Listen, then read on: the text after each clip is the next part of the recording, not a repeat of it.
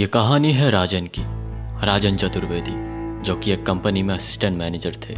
सुंदर छवि, रंग गोरा, कदकाठी में किसी राजा से कम नहीं थे। उनके छवि इतनी सुंदर थी कि देखने वाले की निगाह कुछ देर तक उनके चेहरे पर ही ठहर जाती थी। वह रोज अपना ऑफिस जाते और शाम के कुछ वक्त कभी कभी अपने दोस्त के साथ समय बिताया करते थे। अभी तक वो अविवाहित थे। उनके जीवन में किसी भी स्त्री का आगमन नहीं हुआ था। एक दिन वो अपना काम करके वापस अपने घर जा रहे थे। रास्ते में एक बहुत पुराना पेड़ था जिसकी शाखाएं जर्जरित हो चुकी थी, पर वो अभी भी हरा भरा था।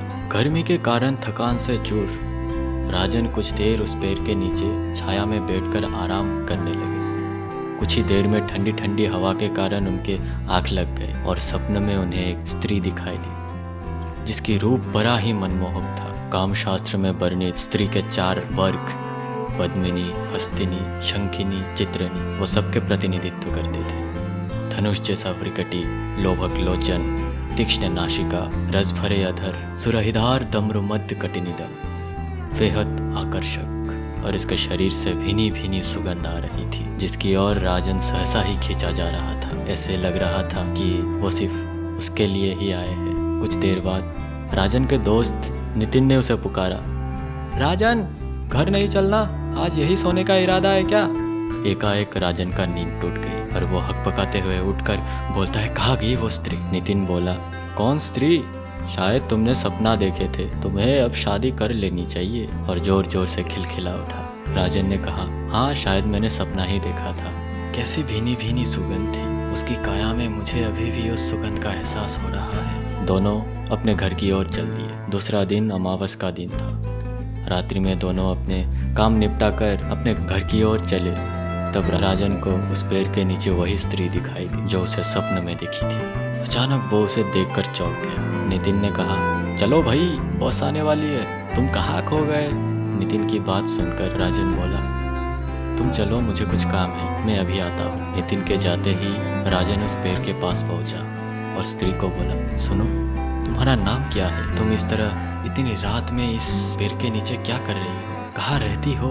स्त्री बोला, इंतजार, और जोर जोर से खिलखिलाकर हंस पड़ी। उसकी आवाज इतनी मीठी थी कि राजन उसकी ओर टक टक देखता रह गया। उसका रूप सौंदर्य राजन को बेचैन कर रहा था। इतने में ही उस स्त्री ने राजन का हाथ पकड़ा और अपनी ओर खींचा और पास में बिठा लिया। और राजन जैसे कि उसके हाथों के कठपुतली बन गया था। उसकी शरीर स्त्री को स्पर्श कर से सुन्न हो गया था।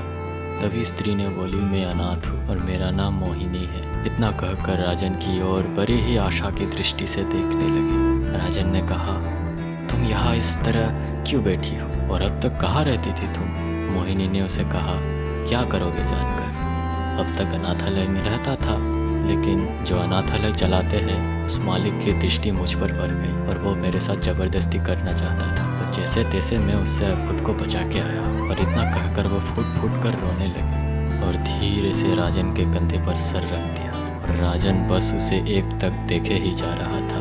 और जैसे ही दिन निकलने की शुरुआत हुई, वो गायब हो गई। सुबह सुबह शोर से राजन की आँख खुली और पास में ही खड़ा व्यक्ति उसे कह रहा था, क्या बाबूजी, आज यही सो गए, घर नहीं गए?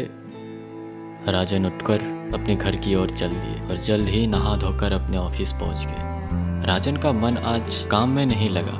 उसकी आंखों में मोहिनी की छवि घूम रही थी और कानों में उसकी आवाज। शाम के समय जब वो फिर से घर की ओर जा रहा था, तब उसे उसी पेड़ के नीचे वो खड़ी दिखाई दी। राजन जल्दी जल्दी उसके तरफ बढ़ा। नितिन उसे देख रहा था कि वो कहाँ जा रहा है। राजन ने उसे पूछा, तुम कहाँ चली गई थी मोहिनी, मुझे छोड़कर? मोहिनी ने कहा, घर की तलाश में भटक रही हो कि मुझे कुछ काम और रहने के लिए घर मिल जाए। राजन ने उसे कहा, तुम बुरा ना मानो, मेरे साथ मेरे घर चलो। और मोहिनी बोली, आपके परिवार के सब लोग क्या कहेंगे? राजन बोले, मैं अकेला रहता हूँ और उन लोगों से डरने की तुम्हें कोई ज़रूरत नहीं। तब मोहिनी ने कहा, ठीक है, मैं आपके साथ चलने तैयार हूँ, लेकिन एक शर्त पर। आप कभी किसी को नहीं बताएंगे कि आपके साथ मैं रहती हूँ, ना ही मुझे किसी को मिलवाने लाएंगे, बस तभी मैं आपके साथ रहूँगी। राजन ने स्वीकार कर लिया। मोहिनी राजन के साथ चल दी। राजन मोहिनी के साथ पाकर बहुत खुश था। घर जाकर मोहिनी ने सारा काम संभाल लिया। राजन के लिए स्वादिष्ट भोजन तैयार करना, घर की साफ सफाई, और जब रात होती थी तब मोहिनी बड़ी ही सुंदर दिखती थी। राजन जब ऑफिस से घर आया तो मोहिनी सज धज कर उसका इंतजार कर रही थी। राजन ने जब उसकी सुंदरता देखी तो वो अपने आप को रोक नहीं पाया। उसके हाथ मोहिनी को छूने के लिए बेचैन हो उठा। राजन मोहिनी के पास आया और बोला कि वो उसके साथ प्रेम करना चाहते हैं। मोहिनी ने स्वीकार करते हुए कहा, मैं तो कब से तैयार हूँ, आप ही करीब नहीं आते। राजन को वही भीनी भीनी सुगंध आने लगी और राजन मोहिनी के साथ काम वासना में चरम सुख आनंद लेने लगे। वो बहुत थक गया था लेकिन मोहिनी उसे सोने नहीं देती। हफ्ता दर हफ्ता रात ऐसे ही बीतने लगे, लेकिन वो दिन ब दिन कमज़ोर होने लगे। एक दिन जब उसके दोस्त नीतीश ने उसे देखा तो कहा, भाई तुम बहुत कमज़ोर लग रहे हो, स्वास्थ्य खराब है तो डॉक्टर को दिखाओ। नीतीश उसे लेकर डॉक्टर के पास गए। डॉक्टर ने कई चेकअप की। डॉक्टर बोला, तुम शारीरिक रूप से कमज़ोर हो रहे हो, तुम्हें देखकर लगता है तुम अधिक संभोग करते हो, जितना अधिक तुम आराम करोगे उतना तुम्हारे लिए अच्छा होगा। यह सुनकर नीतीश हैरान हो गया। क्या कर रहे संभोग? पर डॉक्टर साहब, उसकी तो शादी भी नहीं हुई और ना ही किसी और के पास जाता है, आपको कहीं गलत फहमी हुई है, यह इस तरह का व्यक्ति नहीं है, आप ज़रा फिर से चेकअप कीजिए। डॉक्टर ने बोला, देखो भाई, उसका रिपोर्ट साफ साफ बता रहा है, आप कुछ भी कह लो। राजन बैठे बैठे सब कुछ सुन रहा था। क्या वो अपने ये गोपन बात किसी को बता देगा या फिर वो अपने में ही सीमित रखेगा? क्यों कर रही है मोहिनी ऐसा, और क्यों राजन की ओर ही आकर्षित हुआ?